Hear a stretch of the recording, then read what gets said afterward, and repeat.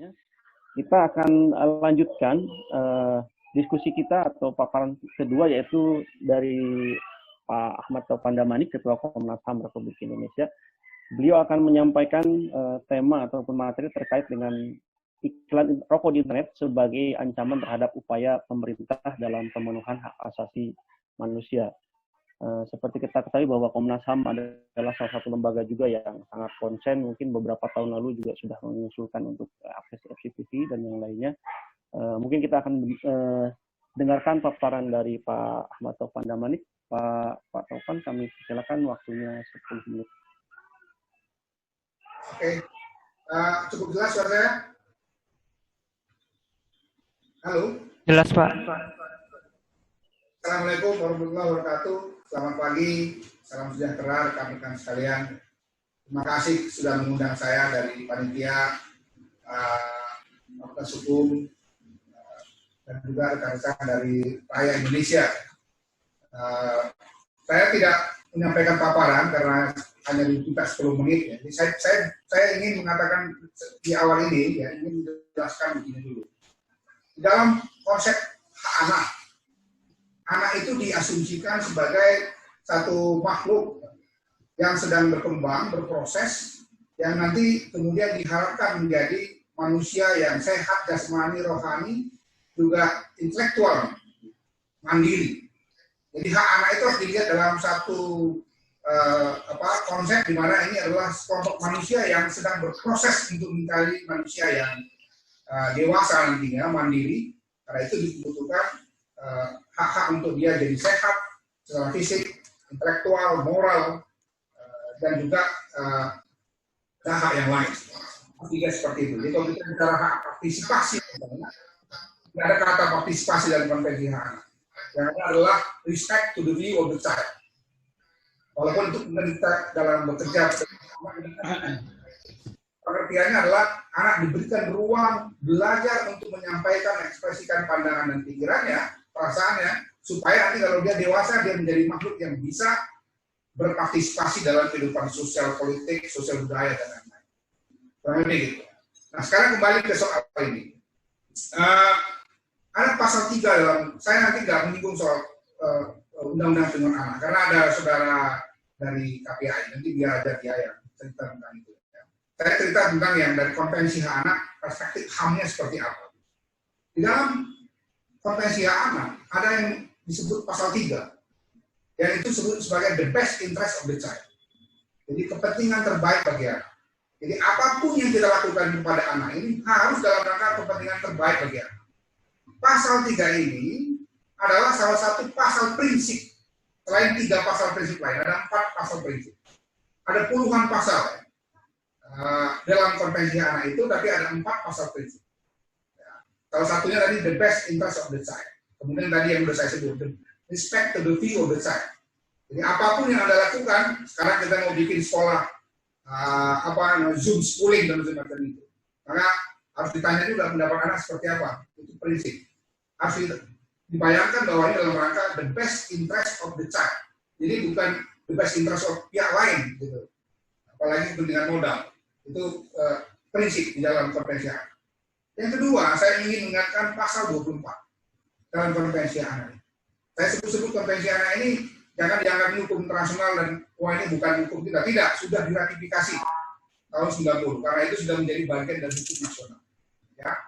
Nah, di dalam pasal 24 dikatakan bahwa tugas negara yang sudah meratifikasi, maksudnya state party, ya, dalam konvensi selalu ada kata-kata state party. Indonesia state party. State party itu memiliki kewajiban untuk mengupayakan semua caranya, seluruh upayanya di dalam rangka mencapai capaian tertinggi. Kalau dalam bahasa Inggris disebut di sini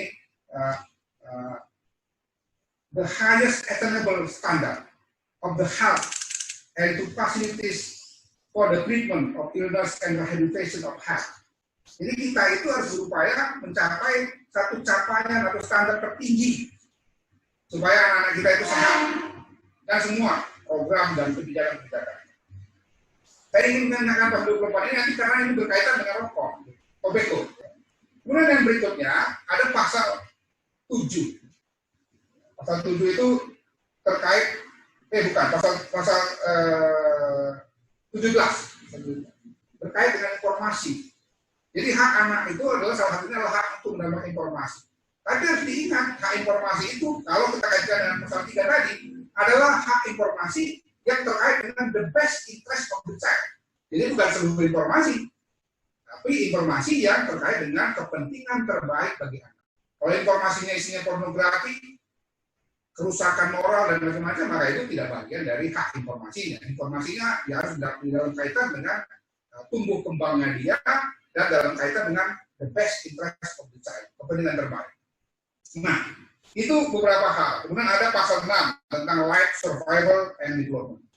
Jadi salah satu hak anak itu adalah hak untuk hidup, hak untuk bertahan hidup atau survival, dan hak untuk tumbuh kembang. Tadi sudah disebut oleh saudari Amelia. Ini poin-poin penting yang kita lakukan. Ya. Nah ini yang setiap negara sudah meratifikasi, termasuk Indonesia, wajib melakukan upaya-upaya mereview, mengaudit seluruh perundang-undangannya, seluruh peraturan-peraturan di dalamnya, apakah sudah sesuai dengan konvensi itu atau pasal-pasal dan konvensi itu. Dalam teori hak asasi manusia disebut sebagai derajat compliance, derajat kepatuhan kita. Kita cek aja apakah undang-undang kita, peraturan-peraturan kita sudah sesuai nggak dengan apa yang dimaksudkan dalam pasal 17 misalnya tentang informasi. Coba sekarang ini anak-anak masih bisa mendapatkan informasi apa saja yang sebenarnya nggak ada relevansinya dengan tumbuh kembangnya, apalagi best interest of the child. Ya kan? Nggak ada perlindungan terhadap itu. Bagaimana informasi supaya tidak masuk sembarangan pada anak. Yang berikutnya, saya ingin ingatkan bahwa ada di internasional, di standar internasional, kita sebut sebagai FCTC, Framework Convention on Tobacco Control. Tahun 2003, ya, kira-kira 21 Mei 2003 itu sudah dijadikan satu aturan internasional, standar internasional. Indonesia itu dorong waktu itu. Tetapi sampai hari ini Indonesia belum mengaksesi atau menandatangani ya, FCTC itu, Framework Convention on Tobacco Control. Jadi satu kerangka konvensi, kerangka konvensi dalam kontrol tobacco. Jadi bukan ban tobacco, tapi kontrol tobacco. Tembakau masih tetap bisa digunakan, diproduksi, dipasarkan, diperjualbelikan, tetapi harus ada kontrol. Kontrolnya itu salah satu untuk anak tadi itu. Sama sekali ban, terlarang ada upaya yang mendekatkan tobacco dengan anak-anak. Dalam hal apapun, termasuk dalam hal sponsorship. Itu sebabnya, tempoh hari saya sebagai guru itu sebenarnya mendukung KPAI ketika KPAI mempersoalkan salah satu, saya nggak usah sebut nama ya, salah satu perusahaan rokok Indonesia yang kemudian menggunakan badminton sebagai alat promosi. Walaupun orang bilang, ini kan sudah banyak jasanya. Ya, seluruh kita di negeri ini menghargai jasa. Kita tidak mau melupakan itu. Tapi juga kita harus menghormati ya masa depan anak-anak kita. Bahwa atletnya tidak merokok, iya, itu kita yakin lah itu. Tapi menggunakan langsung atau tidak langsung anak-anak sebagai bagian dari promosi perusahaan rokok itu sama sekali sebetulnya di dalam standar FCTC itu sudah dilarang. Internasional juga sekarang Anda lihat sudah nggak ada lagi iklan rokok itu dalam event-event olahraga ya. F1 misalnya udah nggak ada lagi itu iklan rokok. Tapi di negara kita ini kalau kita juga lihat peraturan Komisi Penyiaran kita itu masih belum terlalu tegas. Jadi hanya sepanjang tidak menunjukkan secara expose ya, seperti jelas orang merokok, anak-anak langsung misalnya itu masih bisa. Ya. Tapi di negara-negara lain itu sudah dilarang. FCTC 197 negara sampai tahun 2015 sudah meratifikasi. Tapi Indonesia belum. Di ASEAN juga Indonesia menjadi salah satu negara yang belum meratifikasi. Saya tahu, kita semua paham karena di sini juga ada kepentingan industri rokok. Tetapi sekali lagi, kalau kita tidak pernah mengambil satu sikap yang tegas terkait dengan bagaimana kontrol tobacco, itu agak sulit, terutama dengan periklanan, sponsorship dan lain-lain. Nah, saya kira ya, apa yang didiskusikan sekarang ini, kemudian kita bicara internet, saya kira ini soal perkembangan teknologi informasi saja. yang kemudian digunakan oleh industri-industri rokok atau rokok alternatif itu, yang semula menggunakan media-media konvensional, ya, misalnya televisi, radio, koran, majalah, dan lain-lain. Nah, karena ini juga sekarang semakin banyak ditinggalkan oleh industri periklanan, publicity. Ya. Selain itu juga memang sudah makin terbatas, ada aturan-aturan lebih ketat, misalnya tidak boleh menampilkan secara langsung orang merokok dan lain-lain, maka mereka menggunakan media alternatif yang sekarang justru semakin dikonsumsi oleh masyarakat yang banyak. Maka itu pesan saya sederhana sebetulnya. Regulasi dari pemerintah harusnya juga mulai merambah atau menyentuh dunia internet ini, karena sekali lagi komitmen Indonesia, meskipun belum mengaksesi FCTC itu, komitmen Indonesia untuk katakanlah benar-benar melindungi anak-anak kita terpapar dari pemasaran rokok. Karena angka-angkanya tadi kan statistiknya, saya juga lihat angka statistik di Kementerian Kesehatan. Saya lihat juga angka statistik yang dikeluarkan oleh Kementerian PPPA, Perlindungan Perempuan dan Anak, Pemberdayaan Perempuan dan Anak. Angka-angka statistik itu ternyata masih meningkat itu.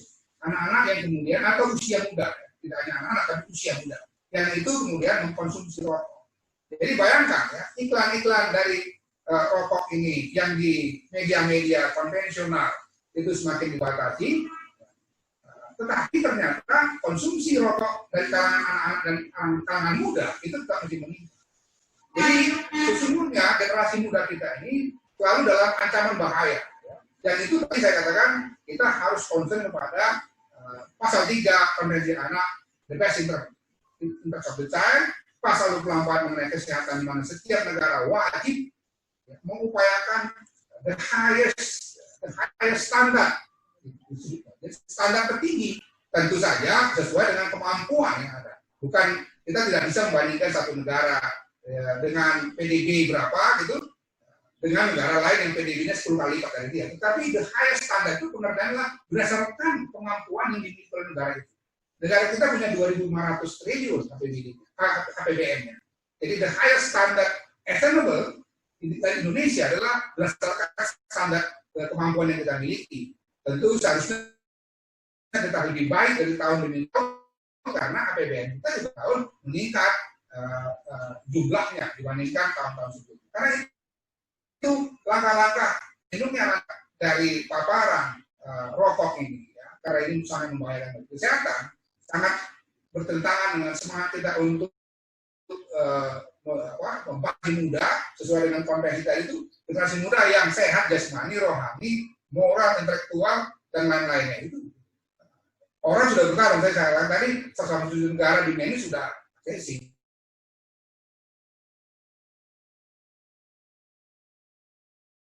Beberapa negara bahkan sudah lekas lagi ya melakukan ini masih karena pabrik rokok kita banyak, petani tembakau kita juga cukup banyak. Pertimbangan itu juga menyebabkan kita selalu dalam posisi dilematik dalam mengambil keputusan. Tapi saya kira masa depan generasi muda, generasi bangsa kita ini harus menjadi prioritas.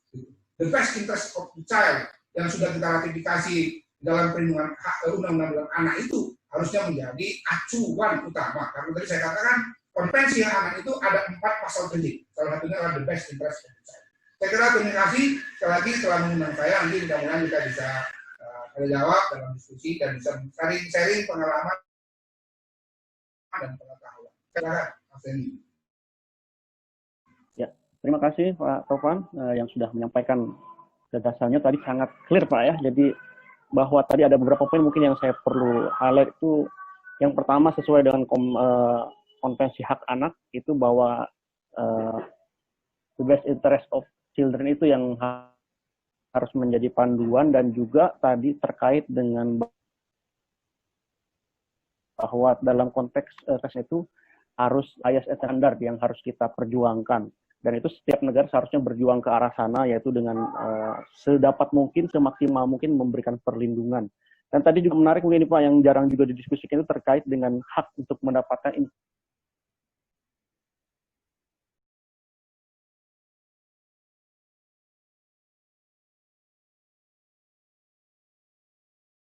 anak rokok dan ya silakan Pak.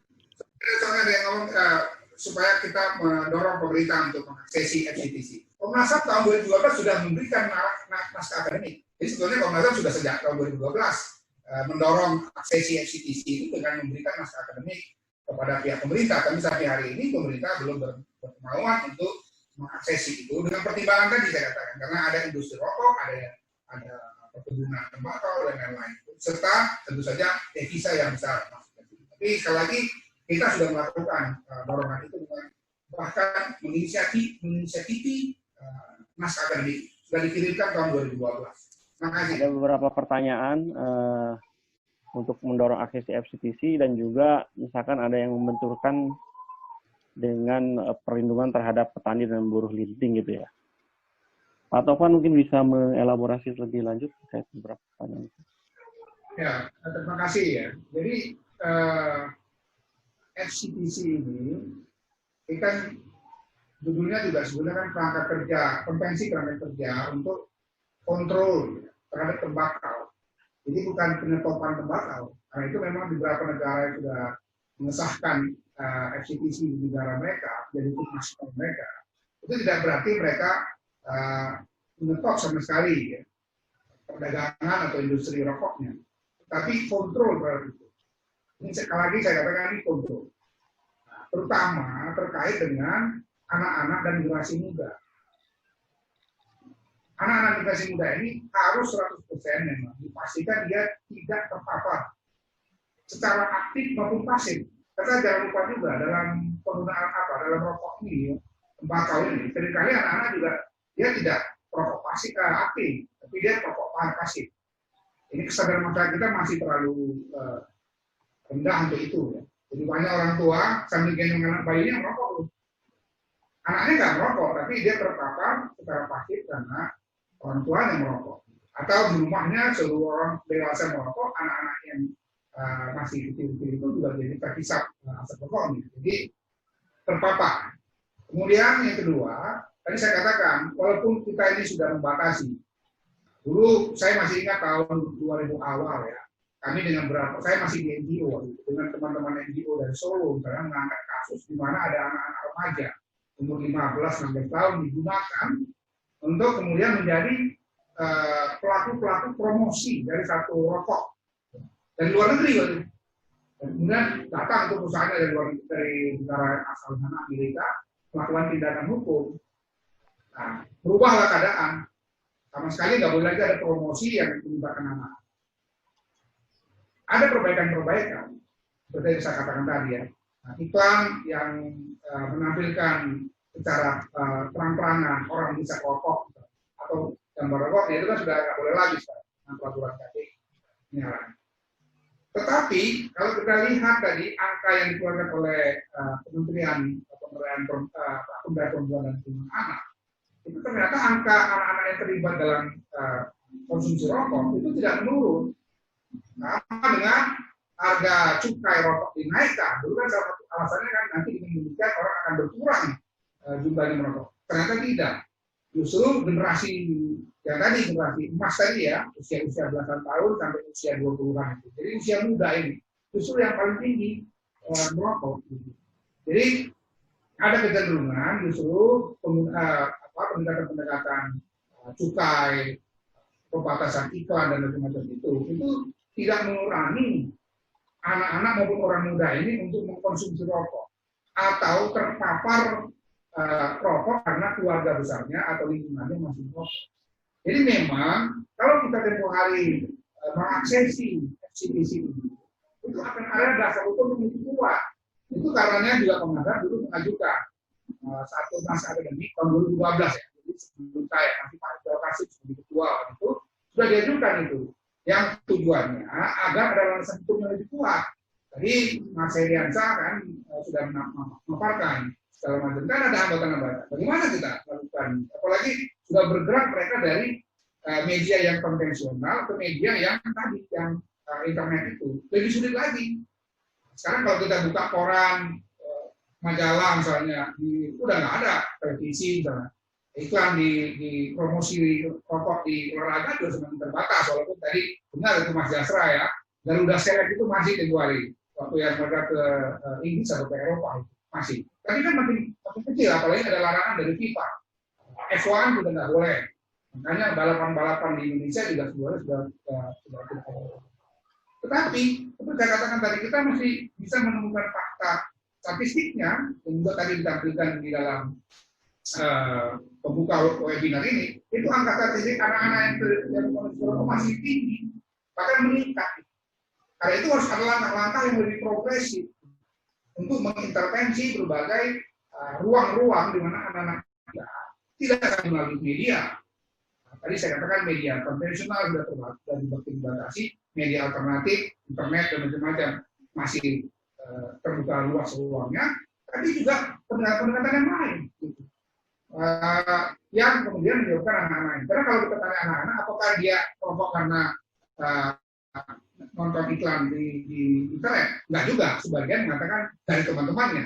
Jadi peer group ini juga perlu menjadi perhatian. Jadi sekolah-sekolah kita, pesantren-pesantren, madrasah-madrasah, lingkungan keluarga harus memang didorong sehingga rupa supaya benar-benar serius.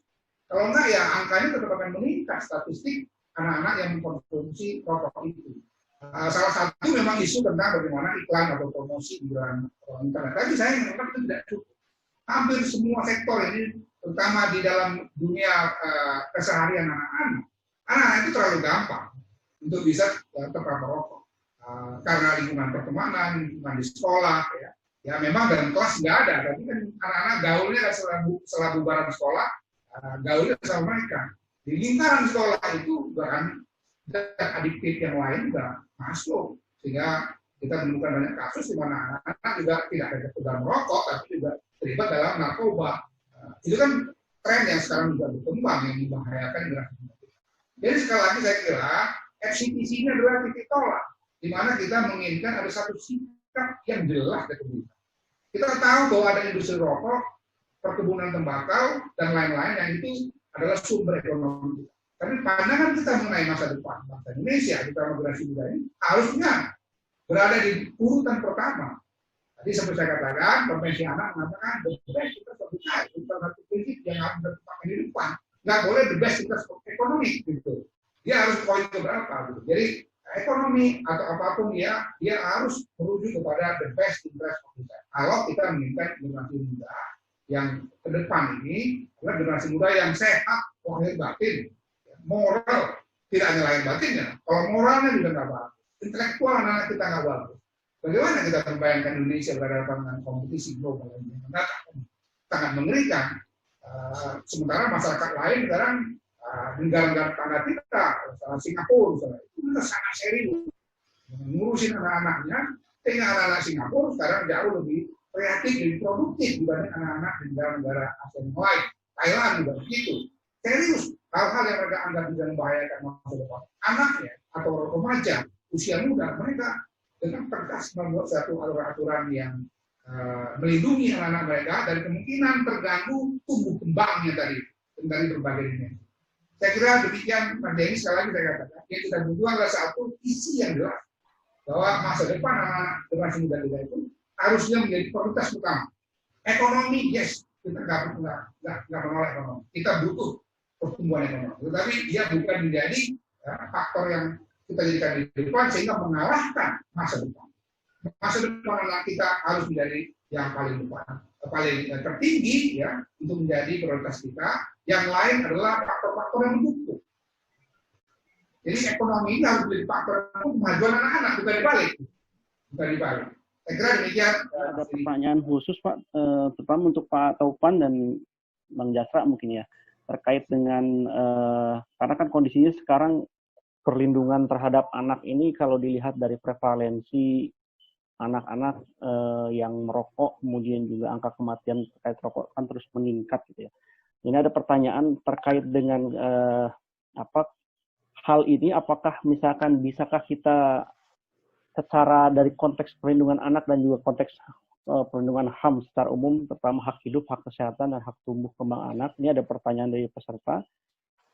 Apakah misalkan negara bisa kita lihat bahwa sudah melakukan pelanggaran hak asasi manusia, ada perlindungan hak hidup, hak kesehatan dan tumbuh kembang, dan juga perlindungan anak karena gagal melakukan hal ini. Nah, ini mungkin saya minta tanggapan khusus dari Pak Taufan dan Kang Jasra. Pak Taufan dulu mungkin, Pak Taufan, silakan. Terima kasih. Satu negara yang semestinya sebagai duty bearer, ya yang diberikan mandat untuk memberikan tanggung jawabnya. Jadi dalam konteks HAM disebut sebagai duty bearer untuk melindungi, memenuhi hak asasi tertentu. Dalam hal ini hak atas kesehatan, hak tumbuh kembang dari seorang anak. Kemudian abai dalam melakukan langkah-langkah yang efektif. Dalam konvensi selalu ada kata-kata langkah-langkah yang efektif. Maka dalam hal ini negara dikatakan dia melanggar hak asasi manusia. Meskipun bukan dia melakukannya, tapi dia sebagai negara, ya, by omission dia melakukan kelalaian karena dia tidak melakukan langkah-langkah yang efektif untuk mencegah terjadinya terjadinya satu pelanggaran hak asasi, dalam hal ini hak anak tadi, ya, karena terpapar rokok, karena lain. Jadi ya, kalau ditanya apakah ini pelanggaran, iya, ini pelanggaran hak asasi manusia. Yang kedua, kita ini juga punya satu isu besar. Sekarang Indonesia juga masuk dalam masa bulan saya ketuanya untuk apa yang kita sebut sebagai business and human rights. Jadi bisnis dan hak asasi manusia. Focal pointnya itu Kementerian Ekonomi, Kemenko Ekonomi. Tapi sampai hari itu belum terlalu bergerak maju. Ya.